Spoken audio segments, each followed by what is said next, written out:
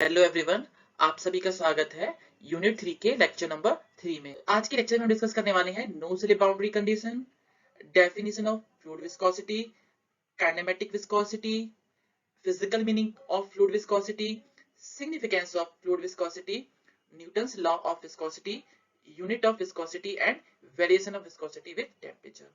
तो सबसे पहले हम स्टार्ट करते हैं नो स्लिप बाउंड्री कंडीशन।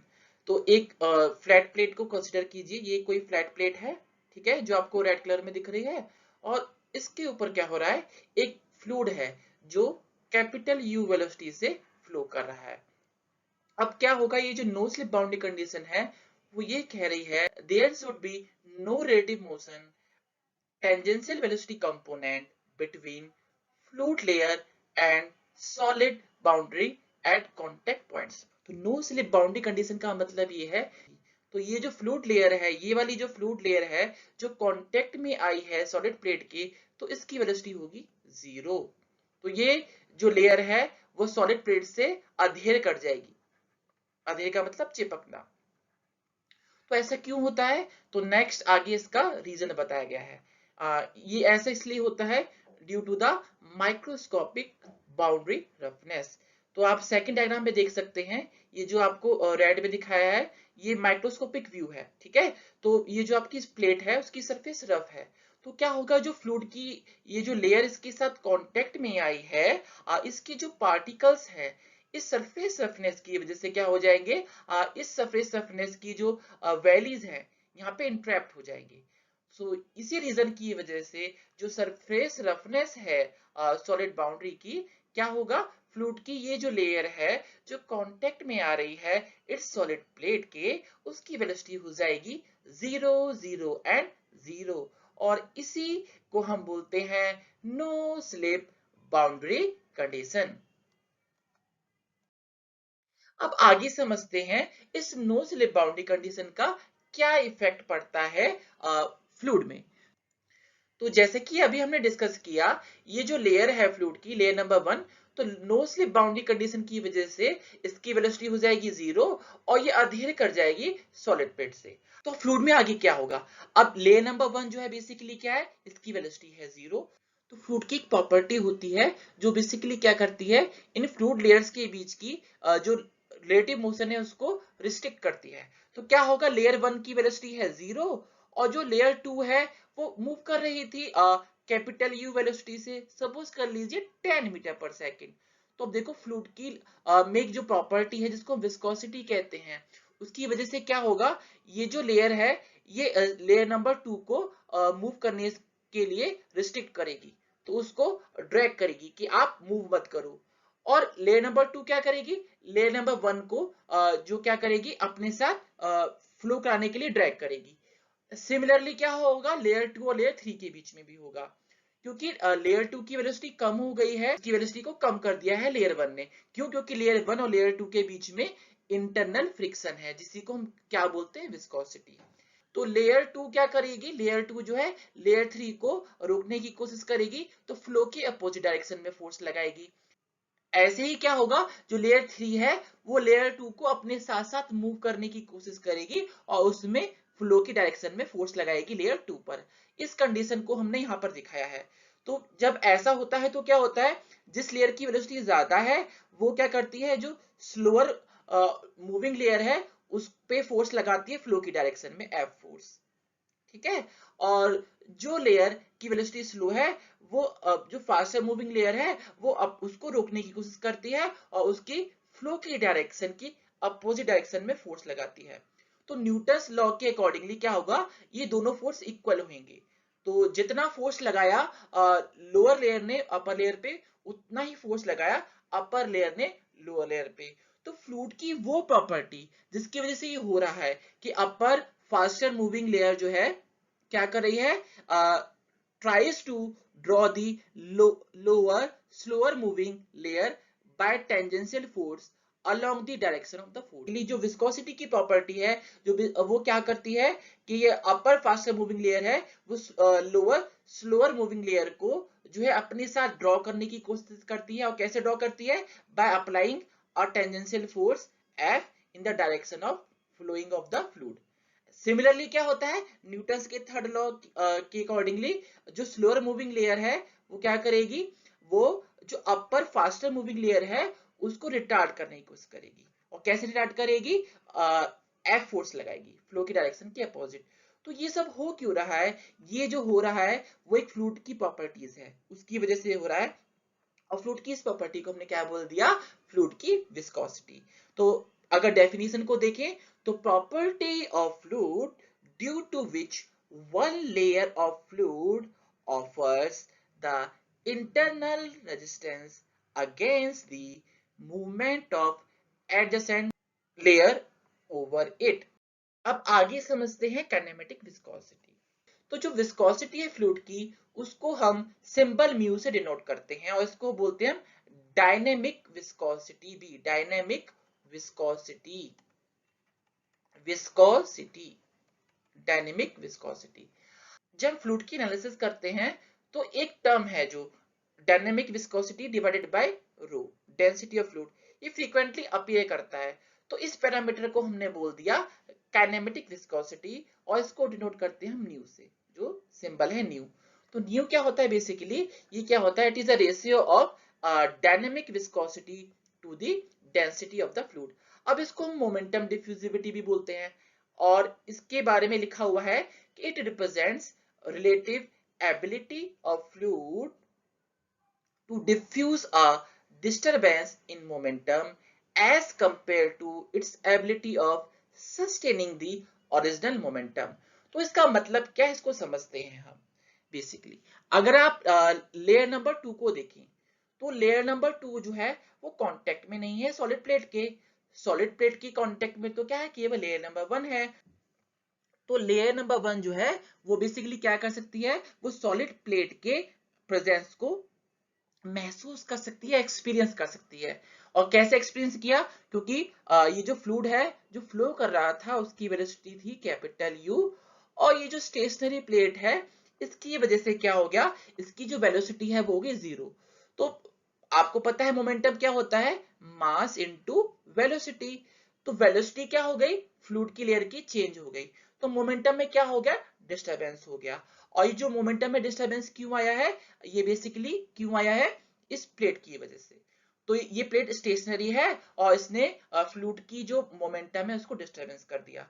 तो लेयर 1 में तो डिस्टरबेंस हो गया, लेकिन लेयर 2 और लेयर 3 का जो मोमेंटम है वो कैसे डिस्टर्ब हुआ, क्योंकि लेयर 2 और लेयर 3 को तो नहीं पता कि फ्लूइड फ्लो में हमने मोमेंटम का डिस्टरबेंस क्रिएट कर दिया है, यानी फ्लूइड के फ्लो में हमने एक स्टेशनरी सॉलिड प्लेट को ला दिया है।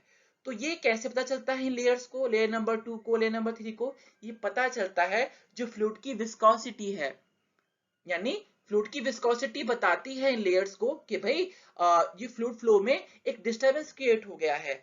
और इसी वजह से क्या होता है, लेयर नंबर 2 और लेयर नंबर 3 भी क्या करती हैं, अपनी वेलोसिटी को या फिर अपने मोमेंटम को चेंज कर लेती हैं। तो ये जो विस्कोसिटी है, जो न्यू है, यही क्या कर रहा है, ये जो मोमेंटम डिस्टरबेंस का जो मैसेज है वो क्या कर रहा है, फ्लूइड में प्रोपोगेट कर रहा है। इसीलिए क्या बोला है, viscosity of A fluid is a messenger who propagates the message of momentum disturbance with in the fluid. तो ये जो विस्कोसिटी की प्रॉपर्टी है यही क्या कर रही है, इस फ्लूइड में मोमेंटम डिस्टरबेंस के मैसेज को प्रोपोगेट कर रही है। तो ये इसका फिजिकल मीनिंग है काइनेमेटिक विस्कोसिटी का। काइनेमेटिक विस्कोसिटी जितनी ज्यादा होगी, जितना अच्छा मैसेंजर होगा, जो फ्लूइड है उस मोमेंटम के डिस्टरबेंस को डिफ्यूज कर देगा, यानी इस जो फ्लूइड की लेयर्स की वेलोसिटी ज्यादा चेंज हो जाएगी। अगर कम होगी तो क्या होगा, अगर काइनेमेटिक विस्कोसिटी कम होगी तो फ्लूइड क्या करेगा, अपने ओरिजिनल मोमेंटम को सस्टेन करेगा, डिस्टरबेंस है उसको ज्यादा प्रोपेगेट नहीं करेगा। अब इसका सिग्निफिकेंस क्या है, तो ये टॉपिक हम क्यों पढ़ रहे हैं, fluid are known as energy consuming substance. अगर आपको मेरा लास्ट लेक्चर नंबर 1 याद होगा तो हमने क्या बात की थी कि फ्लूइड क्या होता है, फ्लूइड का एक एलिमेंट है, उस पे हम टेंजेंशियल फोर्स लगा देते हैं तो वो डिफॉर्म करता रहता है, ये उसकी इनिशियल कंडीशन है और इस तरीके से वो कंटिन्यूअसली डिफॉर्म करेगा। अगर फ्लूइड एलिमेंट पे से आप ये CSS हटा देते हो तो उसके बाद इसकी जो कंडीशन है ये वही रहेगा। तो बेसिकली आपने इस पे जो फोर्स लगाया जो एनर्जी लगाया वो फोर्स जो है इस फ्लूइड ने कंज्यूम कर दिया फ्लो करने के लिए, यानी डिफॉर्म करने के लिए, फ्लो या फिर डिफॉर्मेशन के लिए इसने कंज्यूम कर लिया। अब ये इस एनर्जी को हम दोबारा से जो है रीगेन नहीं कर सकते हैं। तो फ्लूइड क्या होता है, एनर्जी कंज्यूमिंग सब्सटेंस होते हैं जो फ्लो करने के लिए एनर्जी को कंज्यूम कर लेते हैं। अब बेसिकली इसका फिजिकल सिग्निफिकेंस क्या है, तो क्या होता है जैसे कि पाइप है, तो पाइप में अगर फ्लूइड फ्लो कर रहा है और जो विस्कोसिटी है लेयर्स के बीच में, तो क्या होगा उसकी वजह से अगर फ्लूइड यहाँ से और इस पॉइंट के बीच में फ्लो कर रहा है तो क्या होगा, एनर्जी का लॉस हो जाएगा। तो विस्कोसिटी हमको ये बताएगा कि एक पॉइंट से दूसरे पॉइंट में फ्लो करने के लिए फ्लूइड कितनी पावर का लॉस कर लेता है। तो अगर इतना पता चल जाएगा तो हमको पता चल जाएगा कि मुझे फ्लूइड को यहां से लेकर यहां तक फ्लो कराना है तो मुझे उसे कितनी पंपिंग पावर देनी पड़ेगी, कितनी पावर मैं फ्लूइड को दूं ताकि वो पॉइंट नंबर 1 से पॉइंट नंबर 2 तक फ्लो कर जाए। वो कैलकुलेशन केवल हो सकती है कब, जब मुझे पता हो फ्लूइड की विस्कोसिटी क्या है। तो pumping power needed to transport a fluid inside a pipe, और दूसरा सिग्निफिकेंस क्या है, to move a body through fluid. अब फ्लूइड की लेयर्स हैं और उनके बीच में क्या है, फ्लूइड विस्कोसिटी है। तो जैसे भी कोई भी ऑब्जेक्ट इसमें फ्लूइड में फ्लो करेगा, जैसे कि अगर वाटर है तो वाटर में अगर सबमरीन सबमरीन अगर मूव कर रही है तो वो क्या करेगी, फ्लूइड की लेयर्स को एक दूसरे से अलग करेगी। इनिशियली फ्लूइड की लेयर्स एक दूसरे के साथ कांटेक्ट में थी, अगर सबमरीन को मूव करना है तो उसको क्या करना पड़ेगा, इन फ्लूइड की लेयर्स को एक दूसरे से अलग करना पड़ेगा, और अलग करने के लिए जो पावर है वो रिक्वायर्ड होगी, फ्लूइड विस्कोसिटी बताएगी कि कितनी पावर रिक्वायर्ड है फ्लूइड की लेयर्स को एक दूसरे से अलग करने के लिए। तो ये बेसिकली फ्लूइड विस्कोसिटी बताती है हमको कि कोई भी बॉडी है, जैसे कार इन द एयर, कोई कार है और वो एयर में मूव कर रही है तो उसको कितना कितना पावर रिक्वायर्ड है फ्लूइड एयर को हटाने के लिए। तो एक बेसिक लेवल पे कि फ्लूइड की विस्कोसिटी हम क्यों पढ़ रहे हैं और इसका सिग्निफिकेंस क्या है। अब ये भी देख लेते हैं कि फ्लूइड की जो विस्कोसिटी है इसको कैसे कैलकुलेट करते हैं। तो फ्लूइड की विस्कोसिटी को कैलकुलेट करने के दो मेथड हैं। एक है आपका एक्सपेरिमेंटल। तो एक्सपेरिमेंटल मेथड जो है मैं नेक्स्ट लेक्चर में बताऊंगा, जो हमारा एडवांस लेक्चर है फ्लूइड विस्कोसिटी पे। ये जो लेक्चर है वो बेसिक लेक्चर है जहां बेसिक बेसिक बातें डिस्कस करेंगे। तो एक्सपेरिमेंटली हम कैसे फ्लूइड की विस्कोसिटी को मेजर करते हैं वो मैं नेक्स्ट लेक्चर में बताऊंगा। और सेकेंड मेथड होता है थ्योरेटिकली। तो थ्योरेटिकली फ्लूइड की विस्कोसिटी को मेजर करने का एक जो मेथड है वो आपका होता है Newton's law of viscosity. Other भी मेथड है वो हम आगे नेक्स्ट लेक्चर में पढ़ेंगे। तो ये न्यूटन्स लॉ ऑफ विस्कोसिटी क्या बताता है कि कुछ इस टाइप की फ्लूइड होते हैं जिनमें क्या होता है, shear stress is directly proportional to the velocity gradient. तो जैसे कि मैंने आपको बताया कि कोई प्लेट है और उसमें बेसिकली क्या होता है, आपकी फ्लूइड की लेयर्स में वेलोसिटी का चेंज होता है। तो लेयर नंबर 1 की वेलोसिटी 0, लेयर नंबर 2 की वेलोसिटी कुछ ज्यादा और लेयर नंबर 3 की वेलोसिटी कुछ और ज्यादा। तो क्या होगा फ्लूइड में एक वेलोसिटी का ग्रेडियंट पैदा होगा। अगर आप क्या करेंगे, हर लेयर की वेलोसिटी को इस डेटम से कैलकुलेट करें तो सॉलिड की सरफेस पे 0, उससे ज्यादा लेयर नंबर 1 की कुछ वेलोसिटी है, लेयर नंबर 2 की कुछ वेलोसिटी है, और इन पॉइंट को अगर आप ज्वाइन करेंगे तो आपको मिलेगा ये जो है वेलोसिटी ग्रेडियंट। और ये वेलोसिटी ग्रेडियंट क्यों क्रिएट हुआ, जैसे कि आपको पता है, मैंने आपको पहले भी बताया था, ये जो वेलोसिटी ग्रेडियंट क्रिएट हुआ है क्यों, क्योंकि फ्लूइड के लेयर्स के बीच में क्या है, विस्कोसिटी की वजह से टेंजेंशियल फोर्स है, और tangential force per unit area क्या होता है, शियर स्ट्रेस। तो जो न्यूटन है उन्होंने ये जो वेलोसिटी ग्रेडियंट जो क्रिएट हुआ है किसकी वजह से, टेंजेंशियल फोर्स की वजह से।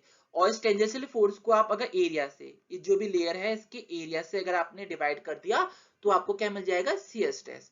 तो न्यूटन ने क्या किया, उन्होंने इस वेलोसिटी ग्रेडियंट को और इस शियर स्ट्रेस को कनेक्ट कर दिया। तो उन्होंने कहा जो शियर स्ट्रेस है वो डायरेक्टली प्रोपोर्शनल होता है वेलोसिटी ग्रेडियंट के, du by dy। तो इसको हमने बोल दिया Newton's law of viscosity is equals to mu du upon dy। आगे इसमें म्यू क्या है आपका, बेसिकली है आपका कांस्टेंट ऑफ प्रोपोर्शनलिटी, और इसी को बोला गया है dynamic viscosity, dynamic viscosity of the fluid. तो इस तरीके से हम इस फॉर्मूले को यूज करके अगर हम टाउ की वैल्यू निकाल लें और वेलोसिटी ग्रेडियंट निकाल लें तो हम डायनेमिक विस्कोसिटी को निकाल सकते हैं। लेकिन अगेन ये जो फॉर्मूला है वो कुछ पर्टिकुलर फ्लूइड के लिए ही यूज होता है, और ऐसे फ्लूइड को हम बोलते हैं न्यूटोनियन फ्लूइड, न्यूटोनियन फ्लूइड, जैसे कि एयर एंड वाटर। तो ये जो लॉ है वो केवल एप्लीकेबल है कुछ मोस्ट कॉमन फ्लूइड के लिए, जैसे कि एयर और वाटर। और अगर हम ग्राफ प्लॉट करें सीएसएस एंड वेलोसिटी ग्रेडियंट के लिए, तो बेसिकली वाटर के लिए इस तरीके से आएगा और एयर के लिए इस तरीके से आएगा। आगे अब हम समझते हैं यूनिट क्या है डायनेमिक विस्कोसिटी की। अब यूनिट हम देखेंगे हम तीन सिस्टम में, एक आपका एसआई सिस्टम, दूसरा आपका एमकेएस और तीसरा आपका सीजीएस। अब इस टॉपिक की हम बात करें तो यूनिट के रिगार्डिंग आपके बहुत सारे क्वेश्चन पूछे जाते हैं गेट के एग्जाम में, गेट या ईएस के एग्जाम में। तो अभी हमने लास्ट टॉपिक में पढ़ा है कि जो आपका न्यूटन्स लॉ ऑफ विस्कोसिटी जो बताता है वो बताता है tau is equals to mu du upon dy, ठीक है। और इसको अगर हम रीअरेंज कर ले तो जो डायनेमिक विस्कोसिटी है म्यू क्या हो जाएगा, tau into dy upon du। जैसा कि हमको पता है टाउ क्या है, सी एस टेस है, और सी एस टेस का जो यूनिट होता है न्यूटन पर मीटर स्क्वायर। dy क्या है, डिस्टेंस है, ठीक है ना, dy क्या डिस्टेंस है, और डिस्टेंस का जो यूनिट होता है वो आपका होता है मीटर, और du क्या है, वेलोसिटी है, और वेलोसिटी का यूनिट होता है मीटर पर सेकेंड। फाइनली जब इसको हम सॉल्व करेंगे तो हमारा जो यूनिट आएगा, जैसे मीटर से मीटर क्रॉस कैंसिल हो जाएगा, तो हमारा यूनिट आएगा न्यूटन सेकेंड पर मीटर स्क्वायर, और न्यूटन पर मीटर स्क्वायर को हम बोलते हैं पास्कल भी। तो आपका पास्कल सेकेंड। तो एसआई यूनिट में डायनेमिक विस्कोसिटी की जो यूनिट है वो होती है पास्कल सेकेंड या फिर न्यूटन सेकेंड पर मीटर स्क्वायर।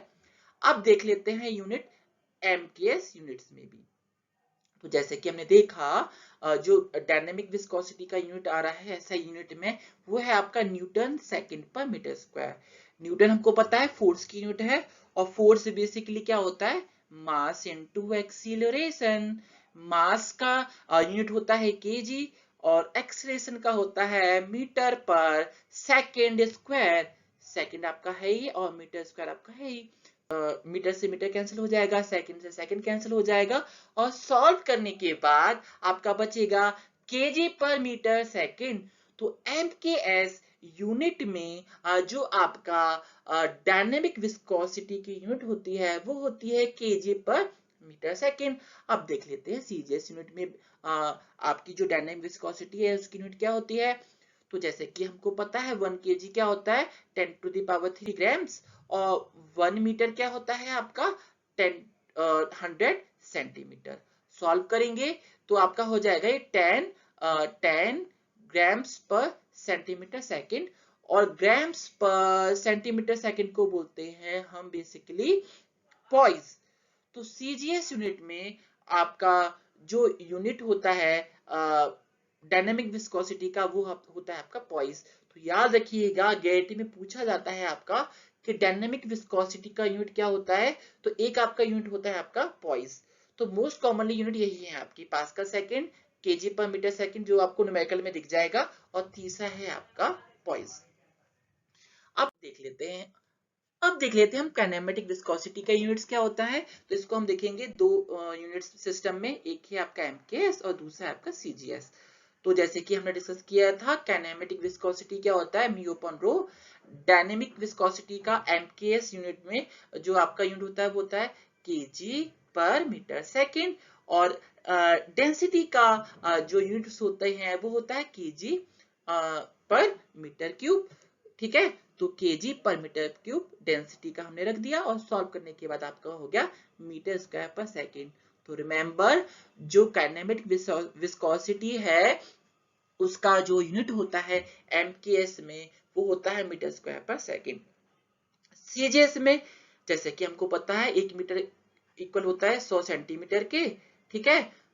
तो सेंटीमीटर स्क्वायर पर सेकेंड को बोलते हैं स्टोक।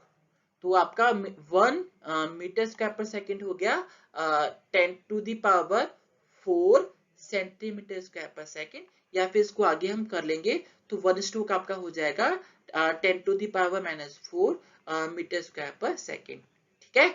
तो आपका CGS यूनिट में जो आपका यूनिट होता है काइनेमेटिक विस्कोसिटी का, वो आपका होता है स्टोक, और 1 स्टोक होता है आपका 10⁻⁻⁴ मीटर स्क्वायर पर सेकेंड के इक्वल। तो ये आपकी बेसिक क्वेश्चन है जो आपके एग्जाम में पूछे जाता है। तो लेक्चर के आखिरी में हम डिस्कस कर लेते हैं variation of viscosity of liquid with temperature. जो फ्लूइड की विस्कोसिटी है वो डिपेंड करती है दो पैरामीटर्स पे, एक है आपका कोहेसिव फोर्सेस और दूसरा आपका होता है मॉलिक्यूलर मोमेंटम ट्रांसफर। अब जो लिक्विड है उसमें क्या होता है, जो आपके मॉलिक्यूल्स हैं उनके बीच का डिस्टेंस कम होता है, और कोहेसिव फोर्सेस क्या होता है बेसिकली किसी भी एक सब्सटेंस के मॉलिक्यूल्स के बीच का अट्रैक्टिव फोर्स। तो डिस्टेंस कम है तो क्या होगा, कोहेसिव फोर्सेस की वैल्यूज भी ज्यादा होगी, क्योंकि मॉलिक्यूल्स के बीच का डिस्टेंस कम है तो कोहेसिव फोर्सेस की वैल्यू ज्यादा होगी। तो जो लिक्विड में क्या होता है, कोहेसिव फोर्सेस हैं वो डोमिनेट करते हैं ओवर मॉलिक्यूलर मोमेंटम ट्रांसफर। तो इसका मतलब क्या है, तो लिक्विड में जो विस्कोसिटी का जो मेन रीजन है वो है कोहेसिव फोर्सेस, ठीक है। तो लिक्विड में कोहेसिव फोर्सेस रिस्पॉन्सिबल होते हैं फ्लूइड की विस्कोसिटी की। तो एक लेयर के मॉलिक्यूल्स और दूसरी लेयर के मॉलिक्यूल्स के बीच में जो कोहेसिव फोर्सेस हैं वही रिस्पॉन्सिबल हैं फॉर फ्लूइड की विस्कोसिटी के। तो जैसा कि हमको पता है कि हम टेम्परेचर को बढ़ा देते हैं तो कोहेसिव फोर्सेस डिक्रीज कर जाते हैं।